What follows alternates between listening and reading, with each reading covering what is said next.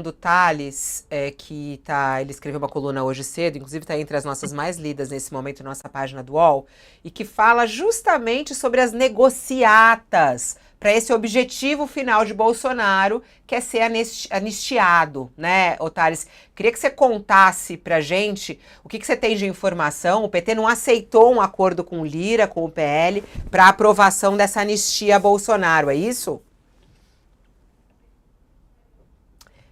Tá desligado, Thales. Liga o som e volta desde o início. Vai lá. Perdão, perdão, perdão.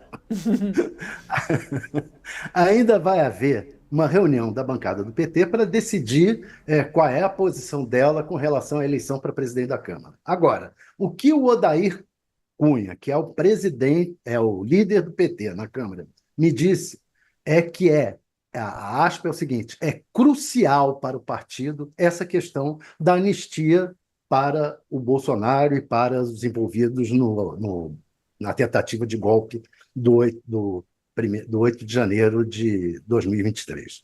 O Odair Cunha, ele não adianta assim, eu vou apoiar tal, há uma tendência, ele já falou isso publicamente, que há uma tendência na bancada em favor do Hugo Mota. O Hugo Mota é o candidato do Arthur Lira, mas o fato é que essa posição dele, de que é fundamental, dele e da bancada, de que é fundamental a questão da anistia, ela coloca o Arthur Lira e o Hugo Mota numa enrascada. Por quê?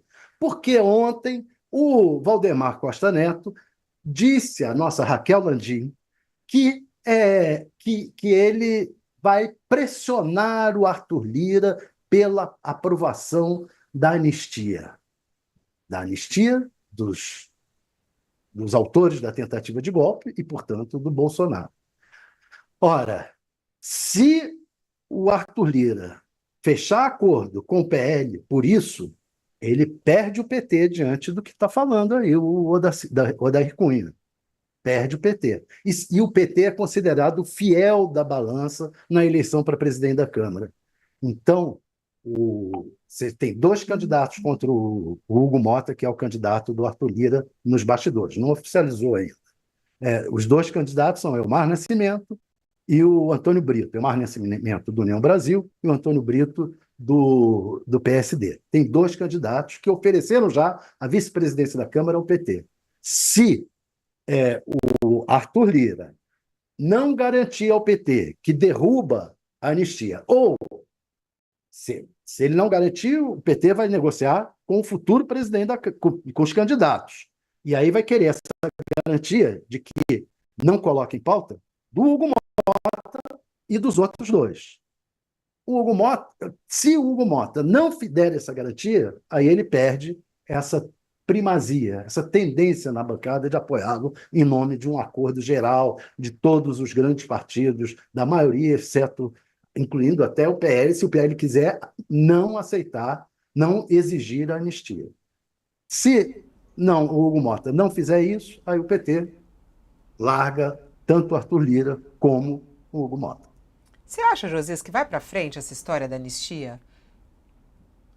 Essa história estava colocada sobre o balcão, Fabiola, desde o final do ano passado.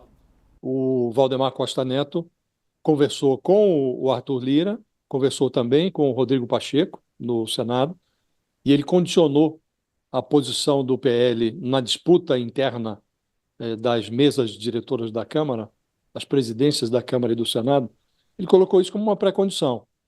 Se não caminhar o projeto de anistia e outros interesses lá que o PL está defendendo, alguns projetos anti-Supremo, que isso tudo, se esse pacote não caminhasse, o PL não votaria a favor dos candidatos do Lira e do Pacheco. No Senado, as ameaças do PL, elas se revelaram infrutíferas, porque ali já está decidido, não tem nenhuma dúvida quanto à sucessão do Rodrigo Pacheco. Agora, na Câmara, havia uma situação mais confortável do Arthur Lira quando o Centrão estava unido, ou pelo menos havia a pretensão do Lira de unificar o Centrão em torno do nome que ele defenderia. O Centrão ficou absolutamente dividido por conta de um jogo muito bem jogado pelo Kassab, o Centrão se dividiu. O Kassab bancou a candidatura do PSD, forçou o Palácio do Planalto a se movimentar, o Lula disse que não ia se envolver. O fato é que hoje há pelo menos 3 candidatos do Centrão. E aquela unanimidade que o Arthur Lira imaginou que obteria na Câmara, ele não conseguiu. Então, o PT, que era irrelevante no processo, passou a ter relevância, porque com o Centrão dividido, como bem disse o Tales, o PT virou fiel da balança. Então, hoje, o apoio do PT a uma das candidaturas tornou-se essencial para quem quiser se eleger sucessor na Câmara. Então, a agenda da anistia tem que ser enviada, se não para o freezer, pelo menos para a parte de baixo da geladeira ali. O Arthur Lira pode se comprometer em dar andamento ao projeto, mas não necessariamente levá-lo ao plenário. Ele vai tentar empurrar isso para a próxima gestão da Câmara.